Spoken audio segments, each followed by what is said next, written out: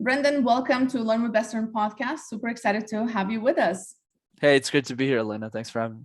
Brenden, give our audience a little bit of a snapshot about who you are, a little bit of your career story before we dive into the topic of today, which is culture and leadership. Yeah, absolutely. So my name is Brenden Kumarasamy. I'm the founder of Master Talk. Master Talk is a YouTube channel I started to help the world master the art of communication and public speaking. And I also have a coaching practice for executives and entrepreneurs who want to be top communicators in their industry. And how I got started was when I was in university, Elena. I used to do these things called case competitions. Think of it like professional sports, but for nerds. So other guys my age are playing rugby or baseball or basketball. I wasn't those kind of guys. I did presentations competitively. And then as I got older, I had the idea for the YouTube channel because I realized that everything I was coaching the students on wasn't available for free on the internet. So I started making videos on the subject. That's awesome.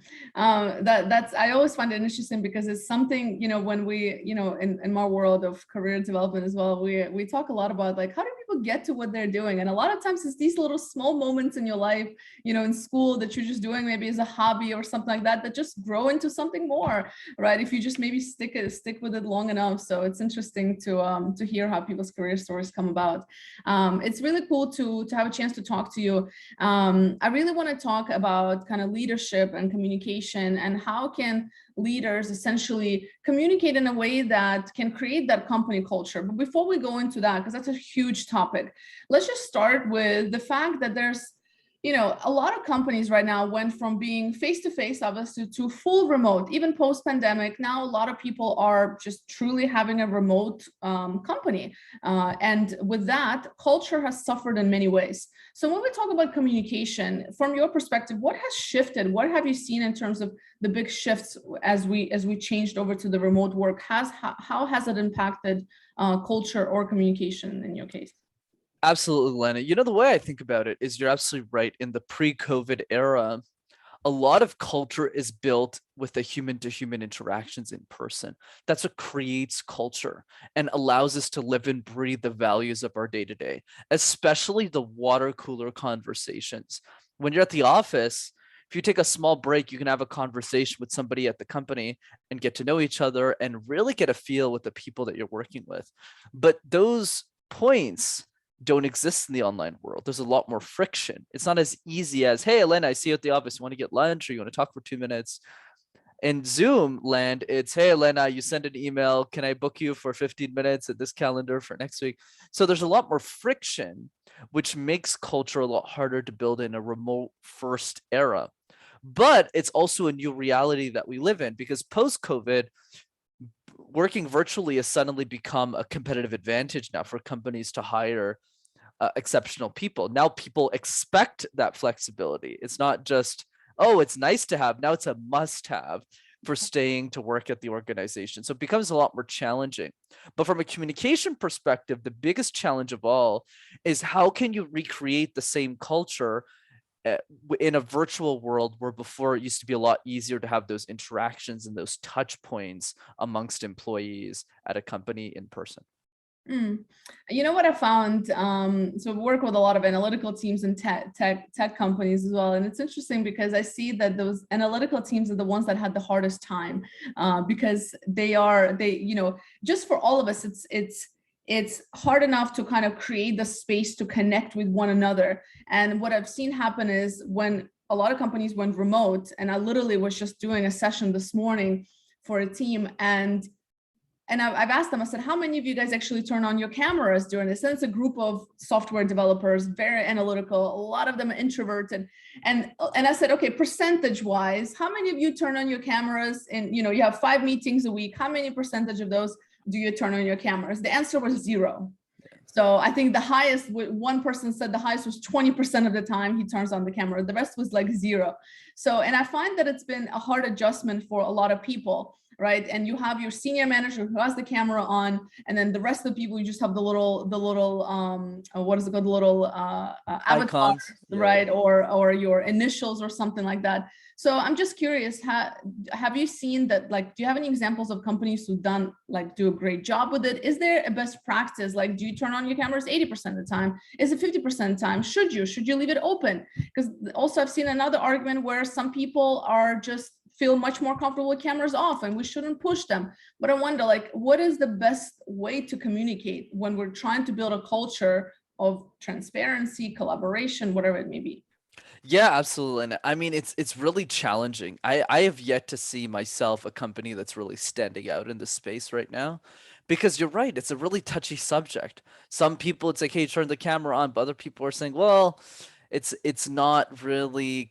What if people aren't comfortable with it? So I would say the companies that are standing out right now are people who are making a decision and being true to it. I'll give you an example with Tesla. So Elon Musk came in recently and he said, look, if you want to work remotely, you can't work here anymore. And he had a strong red line on that. Is that a good or a bad thing? I mean, we'll see how the couple of months play out. Obviously, he's going to lose some talent because of that decision, but it might be reflected from the increase in culture that's built in intrinsic into the company. But what I will say, Elena, is that the companies that are standing out, especially in the candidate talent pipeline, are the ones who are able to communicate the culture of the business to people externally. Let me give you an example. Let's say you're a candidate looking to get hired into a company right now. It's really hard for you to assess the culture if you actually can't go into the office and actually meet people, the office. So it becomes really challenging. So some companies, not a lot of them, what they've done very intelligently, one of my friends is a CEO of a recruiting company and he advises clients on how to do this, is they start a company podcast. And what they do is they interview employees of the org on the podcast and they use that as a talent sourcing strategy to send those links to prospective candidates so that they listen to the podcast and they say, oh, I really want to work here. I really agree with the culture and the values here. So that's a couple of things that I've seen that companies are doing to stand out from a communication cultural perspective. I love the podcast. I mean, obviously we're recording a podcast, so I love my podcasts, but that's really interesting approach, to create like almost an internal podcast for a company. That's interesting because you're right. I didn't think about it from that perspective. It's, yeah, sure, you can get to know the culture by interviewing the different people in the company as you go through the interview process, but it's almost not enough. And not all companies give you access to different departments or different individuals. But if you have this content that is like on the website where you get to know team X or Y, I think that adds a lot of value to the recruitment process. So that's really interesting. That's a great idea, actually. So with that being said, in terms of leadership, so if we look at leadership, because culture, of course, again, is such a huge topic, and there's so many different subsections when we talk about, culture and organization, but realistically, it starts from the top, right? So there's many companies that, kind of in the middle and towards the bottom, people are trying to keep this culture going. And then you have a leader that comes in and just maybe particularly can actually destroy the whole culture with different tactics that perhaps don't work necessarily. Or you have old school leadership, traditional leadership that never were able to adapt to this remote or hybrid way of work. And then you add the generational changes that are happening in terms of the different generations that are coming in who are expecting something very different from a company, from a cultural perspective. So there's a lot of challenges happening. So from a leadership perspective, what is their role essentially, in terms of making sure whatever culture it is gets created and is embedded? How does leadership lead by that example? 100%. So I would say there's three pieces to being an effective leader from a communication perspective. Number one is setting the vision and clarity around the vision. Where are we going and why are we going there? So for example, in Elon's case, it's, hey, we want the world to be a multiplanetary species by X date. That's what he wants to do. That's the end game. We want to solve climate change through renewable transportation. That's the vision. So the first role of a leader is to reflect and strategize what is the vision, and this is what we call vision casting, bringing us into our future, into a better tomorrow. That's the first piece. The second job of the leader is to hire exceptional talent that embodies the vision of the organization, people who believe what they believe, people who want to help permeate the culture, who do a really great job of bringing the culture forward. One great example of this is the PayPal mafia. When Peter Thiel and Elon used to run PayPal together, a lot of the people who were working for PayPal at the time, almost all of them went on to start billion-dollar companies. It's kind of wild. And the reason the culture was so tight is because they all believed in this new idea of money and currency and creating a better payment system for everybody. So the second piece is hiring. But the third piece, which is the most important part of leadership, is repetition and refinement, where as the company scales, as the company grows and hires more people, the leader must repeat the same vision over and over and over again, because there's always people who haven't yet heard the mission, or if they did, it hasn't been reinforced. One example that Jeff Bezos did in the early days of Amazon is when people started working there, they actually had to build their own desk.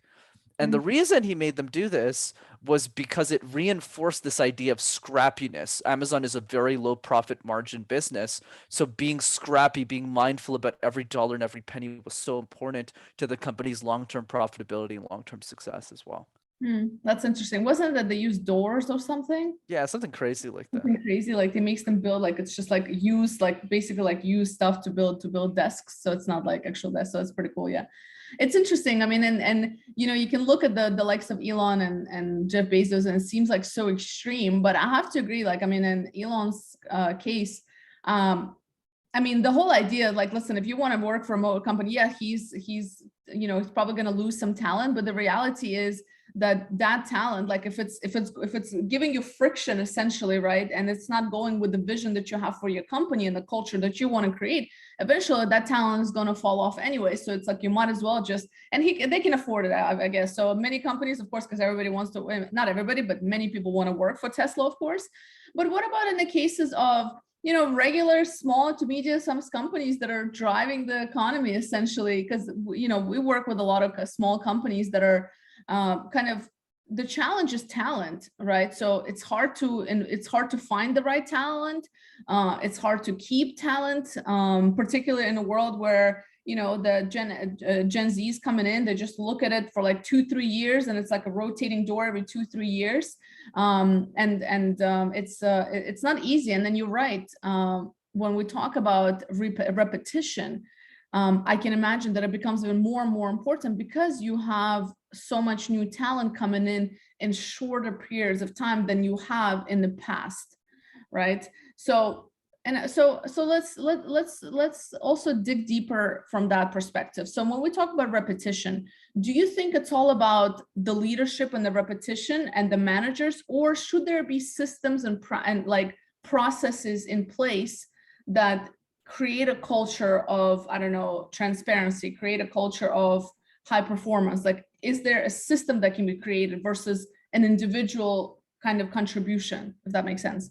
Absolutely. The way that I see this, Elena, is that the individual leads to the system. So as different individuals get trained up, it creates a culture. So for example, when I worked at IBM, I spent 2.5 years there as in change management. You know, the leadership team, one of the big things that they were gun-ho about was this culture of feedback, where you're allowed to give feedback to anybody. But it wasn't just a line in a value sheet.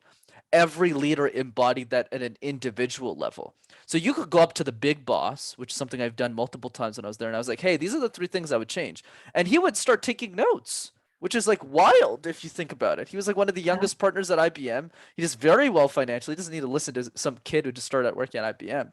But because of that open-mindedness, it really sets the standard for not just saying what the company is about, but also embodying what the company is about. So Mm. that's one piece, is where there's a tie-in between the daily actions and what the values of the business are. But the other piece to that, which is the most important, is the individual. What can we do, going back to your point, with small SMBs? Yeah, it's definitely really hard to compete for talent against an IBM or an Accenture or an Apple or a Tesla. What can small business owners do? And the only thing that they can't do, honestly, is triple down on their leadership skills. Let me give you a couple of tactics that I don't see a lot of businesses implement. Number one is make a list of every one of your employees' goals on a phone or a place where you can access them. So whenever you have feedback calls with them, you can proactively mention their goals. I'll give you an example. Let's say I'm managing you as a quick example. Instead of saying, so Elena, how are your goals? What can I do to help you? Instead, it would be like, hey, Elena, always great to speak with you every quarter. I noticed some of the goals that we talked about last time, like A, B, and C. How are those goals progressing? What can I do to help support you? Nobody does it like that. But like the employee's gonna look at you and go like, holy shit, you like know all my goals? It's a wild. So these are the little things that small business owners must do, Elena, or else there's no way they can beat the bigger fish. Yeah, no, I think it's spot on. It's and it's interesting because it's like always like this chicken and egg situation, because the small business owners usually don't have the large teams. So usually even the managers that you do have are very busy doing a lot of things because it's like you're the jack of all trades when you're a part of a small business, right? So depending on small, obviously, but and what happens is it's like you're kind of busy and you're doing so many things already, and it's like that now you have to do this additional thing, which is give that feedback and have that conversation. And let's be realistic that a lot of managers don't have management training until way later in life, maybe 10 plus years that they're in those particular roles. So unless they have the natural tendency to kind of be people oriented and understand the impact of relationships at work, the reality is this is where a lot of small businesses fail in a sense of creating that culture. So, but you're right. And these small things that you're talking about are so easy to implement. So whoever is listening, I hope that if they take anything away from this is this point, is that it doesn't need these big strategies or big, feedback forms. It's just literally just showing to the person that you're there to listen, you pay attention, you care about their development, and you're going to keep them accountable because you remember what they're working on. And that's what a lot of people want, is accountability. Right. And also by default, I guess what you're saying is that they're kind of creating that culture of feedback, culture of continuous improvements, and so on. Absolutely. And that alone, Elena, you definitely nailed it on the head there. You don't need a big picnic party here. You don't need a foosball table. You don't need beer and free food at the office. It's really about what are those little things that you're doing that most people aren't doing. That's one example that you just talked about. The other example is sending video messages to the people that you manage at work. I ask this all the time to my clients. I ask them this question: how long have you worked in corporate? They might say 13 years, 7 years, 5 years. Some might say 20 years. And I say, okay, great. How many times in your career, not today or this week, how many times in your career has your manager ever sent you a video message to just say, hey, Elena, I really like the work that you're doing. Love this and this about your work. Hope you're having a wonderful day. Wishing you a wonderful weekend. How many times has that happened? And all of them say 0. Mm-hmm. So if you just send a few video messages, it's crazy, especially if you have an SMB. I have one guy who's the owner of an SMB, like 40 employees. And I told the guys, send a video message to all 40 of your employees, even if you're the CEO. Like send them all 30-second video messages. I don't remember the last time an employee quit on the guy. I don't remember. Yeah. Because they appreciate those things so much. They know if they leave, they might get a higher salary somewhere if they bid up the prices, but they won't find a better boss. So they're going to stay. Yeah. Yeah. And I mean, we know statistically a lot of people leave because of that, right? It's because of management, because of, poor management. And, to be fair to, I work with a lot of managers who just simply just don't have the experience or the training to be a manager. So that's also up to the senior leadership to make sure that whoever comes on board or whoever gets promoted into those leadership positions, that they're actually supported and provided resources and tools to lead and be successful in those roles. So, which brings me to my next question. Now, we see this happen quite often. I think you might agree, or maybe not. I don't know. Maybe it's just in my world. Maybe I run into these companies, but where you have, new managers, right? Whether they've been promoted or whether they're just, came in as new managers, and they might not have that experience. And then on top of that, the leadership that they report to are not also great leaders. So, and although the manager here is trying to create this culture of transparency and feedback and manage their teams, the bottleneck essentially is at the senior leadership. So what would you advise those individuals who, senior management is just, it's a no-go, like they're old school, they're traditional, they won't change their mind about how things are working in a remote environment, for example. and all you have is your little power with your little team that is right here, or maybe it's a big team, I don't know, but that's just like your little thing. Is there hope to make things happen, or should you just give up unless senior leadership has the buy-in?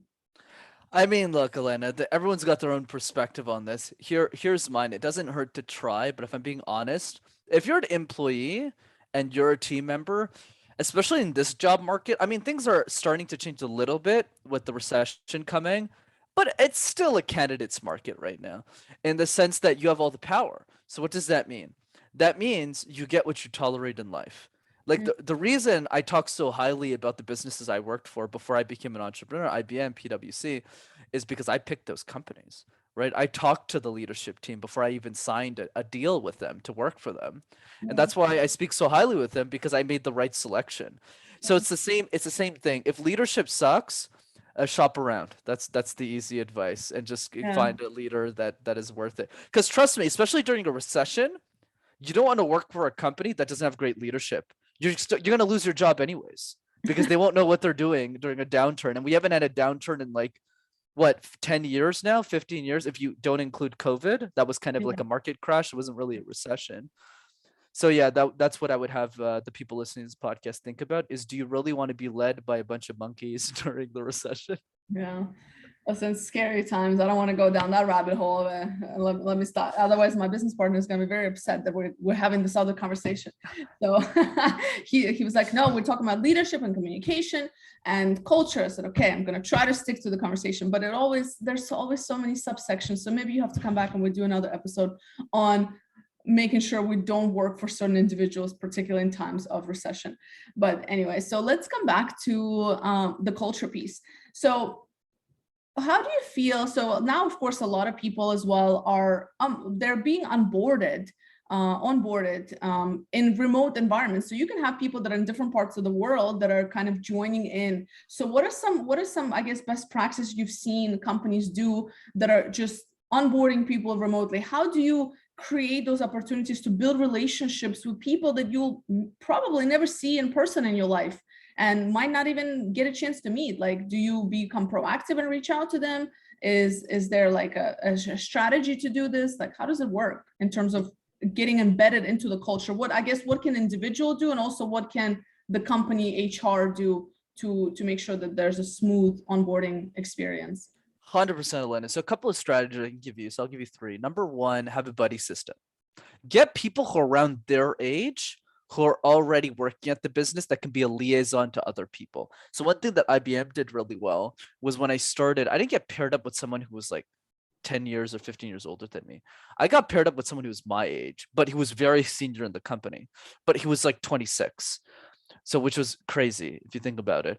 And what's nice is, because he knows everything that's happening, he makes the introductions for you, or she makes the introductions for you. Where it's like, you should talk to this person, this person. So you don't have to go run around and beg people for coffees or figure it out. Somebody's helping you filter through all of that noise, so your onboarding is really smooth. That's number one. Number two is intense note taking.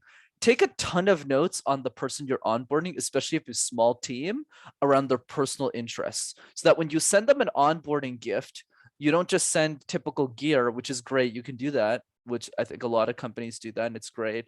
But you can also send them another onboarding gift that's more related to who they are. One thing that my old boss used to do with his direct reports is he would send them books that he felt was helping them with a goal that they were addressing. He would literally buy the book, it was $20, and ship it to them. So it's like, it's not a lot of money. Yeah, right? These are people who are impactful gesture. and like, these people are making six figures plus, some multiple six. So $20 gift is like nothing, like from a financial perspective, but the ROI on satisfaction, on people caring about is massive on that $20. The ROI is insane. So that's the second thing, is personalized gifts based on that person's specific interest. That's the second thing I would recommend. So let's just recap that: gifts. And then the other piece is really making sure that buddy system is in place to help them be successful. I would say the third piece, and this is a bit tricky, that a lot of people wouldn't think about, is it doesn't matter if you have a virtual remote workplace, figure out employees who live in the area and make sure they meet each other in person anyways. So Mhm. that means if I'm based in DC and someone's starting in Atlanta, but I know there's somebody else on my team who's living in Atlanta, I make sure to make that connection so that they can have lunch with each other. Right. So that's the other piece, is going that extra mile. I don't see a lot of companies doing that third strategy. So that's the other piece I'd recommend as well. Yeah, no, I think these are very great tips, absolutely. And I'm still continuously surprised as how many people get on board, and oftentimes if there's not that culture of having your cameras on during team meetings, some people don't meet each other on cameras even for months. They can go months without seeing the faces of their colleagues, and I'm like, how does this happen? It's like how at some point this is going to come back and essentially bite them. It's just it's crazy to me, but it happens.